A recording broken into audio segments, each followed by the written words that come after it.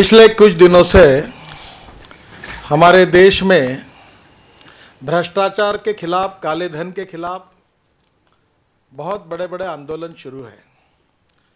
आप सबको पता है कि कॉमनवेल्थ गेम के ऊपर जो भ्रष्टाचार के आरोप हमारे पार्टी की ओर से हमने किए थे वो लगभग सिद्ध हुए हैं। 2G स्पेक्ट्रम के बारे में भी पार्लियामेंट में जो बातें कही गई वो भी CAG रिपोर्ट में आई है। काले धन के विषय को लेकर भी जिसकी शुरुआत अडवाणी जी ने की, वो भी विषय आज जनता के लिए एक चर्चा का विषय बना हुआ है। इन तीनों विषयों पर जो प्रभावी आंदोलन संसद के अंदर और संसद के बाहर जो जनता में हुआ है, उसकी प्रतिक्रिया समाज में भी निर्माण हुई है और राजनीतिक और गैर राजनीतिक ऐसे सभी लोगों ने देश के हित में इस विषय को उठाया। सबसे पहले रामदेव बाबा ने भ्रष्टाचार और काले धन के खिलाफ रामलीला मैदान पर जो आंदोलन हुआ, उसमें निहत्थे लोगों पर जो लोकतांत्रिक मार्ग से शांतिपूर्ण तरीके से और अहिंसा की मार्ग से बैठे थे, भजन कीर्तन कर रहे थे, गाना गा रहे थे, ऐसे लोगों के ऊपर, निहत्थे लोगों पर महिलाओं के साथ बदतमीजी की गई, ज्येष्ठ नागरिकों को काठियों से पीटा गया, अश्रु गैस छोड़कर पेंडोल को आग लगा दी गई और जिस प्रकार से अन्याय अत्याचार लोगों के साथ हुए, ये सब आपने देखा है। उनमें से किसी भी एक भी व्यक्ति ने न कानून हाथ में लिया था, न सरकार के खिलाफ मुर्दाबाद के नारे भी लगाए थे, फिर भी उनके साथ बर्बरतापूर्ण व्यवहार हुआ और हिंसा भी कुछ हुई नहीं थी। ये लोगों के समझ में नहीं आया कि किसी ने शांति भंग न करने के बाद इस प्रकार की कार्रवाई सरकार ने क्यों की। क्या लोकतंत्र में अधिकार नहीं है? और लगातार इसके बाद दूसरी घटना ये भी हुई कि हमारा युवा मोर्चा का कार्यक्रम हो रहा था, युवक केवल पार्लियामेंट के सामने जाने के लिए खड़े थे, हमारे अध्यक्ष का भाषण शुरू था, उसी समय लाठीचार्ज शुरू हुआ और बहुत बुरी तरह से युवाओं को पीटा गया। अन्ना हजारे जी के आज के अनशन की बात भी इस प्रकार से चल रही है कि उन्होंने जिस प्रकार से परमिशन मांगी, जितनी कंडीशन डाली गई, आज तक लोकतंत्र में ऐसा कभी हुआ नहीं है।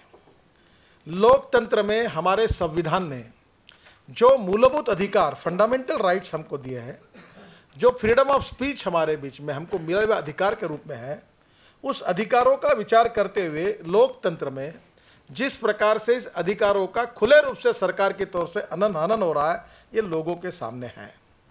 मूलभूत रूप से और एक बात हुई, आज पार्लियामेंट में पहली बार 60 साल के इतिहास में केवल इमरजेंसी का अपवाद छोड़कर स्पीकर और अध्यक्ष जी ने परमिशन देने के बाद दोनों सभागृह में विपक्ष के नेता जब बोलने के लिए खड़े हुए तो पार्लियामेंट्री अफेयर मिनिस्टर ने उनको बोलने नहीं दिया, जबकि अध्यक्ष और स्पीकर ने परमिशन देने के बाद में भी मुझे अडवाणी जी ने कहा कि वो मैं अनेक दिनों से संसद का सदस्य हूं, ये केवल एक बार इमरजेंसी के समय हुआ था और आज दोनों सदनों के सम्माननीय विपक्ष के नेताओं को बोलने तक नहीं दिया गया।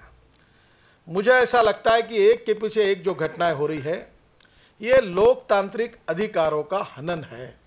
संवैधानिक अधिकार जो हमको मिले, फ्रीडम ऑफ स्पीच है, फंडामेंटल राइट है, उसका हनन है। और मुझे ऐसा लगता है कि ये सवाल पैदा हुआ है कि क्या इस देश में शांतिपूर्ण तरीके से, लोकतांत्रिक मार्ग से, अहिंसात्मक मार्ग से भ्रष्टाचार के खिलाफ, काले धन के खिलाफ बोलने का अधिकार है क्या? क्या भ्रष्टाचार जो हुआ है उसके खिलाफ आंदोलन करने का अधिकार है क्या? कहीं जुलूस निकालने का अधिकार है क्या? अनशन करने का अधिकार है क्या? क्या ये भी सरकार तय करेगी?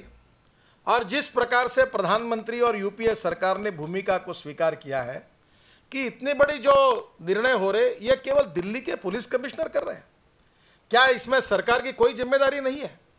और दुर्भाग्य का विषय है कि लोकतंत्र में शांतिपूर्ण तरीके से भ्रष्टाचार के खिलाफ जो आंदोलन करते हैं, वही भ्रष्टाचारी है करके उनको आरोप लगाए जाते हैं।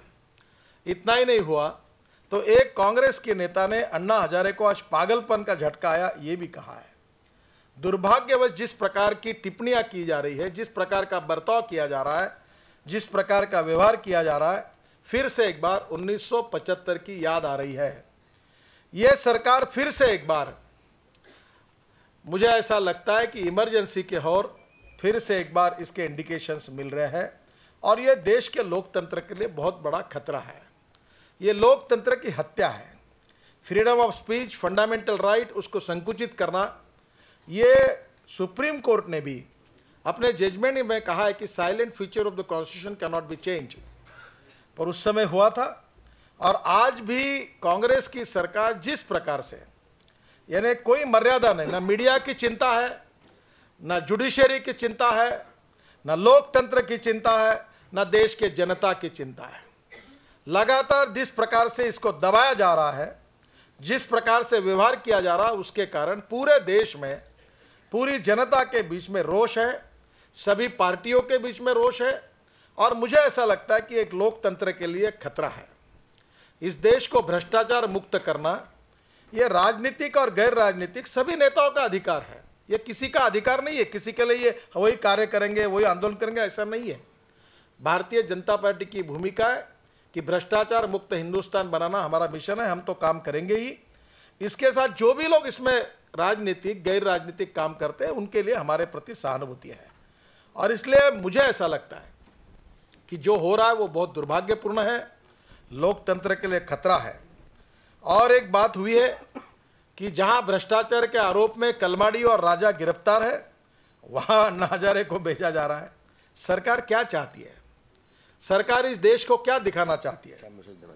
क्या मैसेज इससे निकलेगा? और ये बड़ा दुर्भाग्यपूर्ण है कि आंदोलन नहीं हुआ, आंदोलन में कोई ऐसी घटना नहीं, उसके बाद में इस प्रकार से। तो एक प्रकार से मुझे ऐसा लगता है कि मैं प्रधानमंत्री को सुझाव दूंगा, उनको इतना अभी करने की बाकी रखा है उन्होंने, कि इस देश में कांग्रेस पार्टी और यूपीए के मंत्रियों के भ्रष्टाचार के खिलाफ इस देश में कोई बोल नहीं सकता, ऐसा कानून केवल करना बाकी रहा है। मुझे लगता है ये लोकतंत्र के लिए बहुत बड़ा खतरा है। और इसलिए पहली हमारी मांग ऐसी है कि जो जो इस आंदोलन में है, उन सब लोगों को, अन्ना हजारे जी को, उनके साथियों को तुरंत रिहा करना चाहिए। ये पूरी तरह से देश को हुकुमशाही की ओर ले जाने वाली बात है, लोकतंत्र के खिलाफ है, लोकतंत्र के प्रिंसिपल और तत्व जो है उसके खिलाफ है, संविधान का जो स्पिरिट है उसके खिलाफ है। ये वायलेशन ऑफ फंडामेंटल राइट है, फ्रीडम ऑफ स्पीच के विरोध में है। और इसलिए इनको तुरंत रिहा करना चाहिए। और जो लोग शांतिपूर्ण तरीके से आंदोलन कर रहे हैं, उनको आंदोलन करने दिया जाए। उनको इस प्रकार से रोकना ये देश की परंपरा नहीं है। जो परंपरा कांग्रेस की थी, पंडित जवाहरलाल नेहरू जी की थी, महात्मा गांधी जी की थी, मुझे लगता है इससे अलग होकर ये जो एक प्रकार की हुकुमशाही और इस देश में आपातकाल लाने का जो प्लान एक प्रकार से आगे आ रहा है, ये देश के लोकतंत्र के लिए खतरा है। और इसलिए पार्टी ने तय किया, आज दिल्ली में अभी 7 बजे कार्यक्रम हो रहा, पूरे देश भर में उत्स्फूर्त रूप से यूपीए और कांग्रेस सरकार के इस हुकुमशाही रवैये के विरोध में और लोकतंत्र को बचाने के लिए, लोकतंत्र बचाओ और भ्रष्टाचार मिटाओ, ये कार्यक्रम हमने शुरू किया है। कल पूरे देश भर में जगह जगह पर मौन जुलूस निकलेंगे, धरने पर लोग बैठेंगे, मुंह पर पट्टी लगाकर प्रतीकात्मक मोर्चे निकालेंगे, इस सरकार के खिलाफ मशाल मोर्चा निकालेंगे। अनेक कार्यक्रमों के द्वारा ये लोकतंत्रों को कुचलने की बात प्रधानमंत्री और इनकी यूपीए सरकार और कांग्रेस पार्टी कर रही है, इसका हम निषेध कर रहे हैं, धिक्कार कर रहे हैं।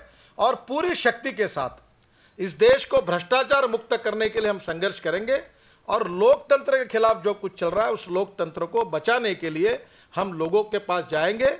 एक तरफ संसद में भी लड़ाई लड़ेंगे और दूसरी ओर संसद के बाहर भी लड़ाई लड़ेंगे।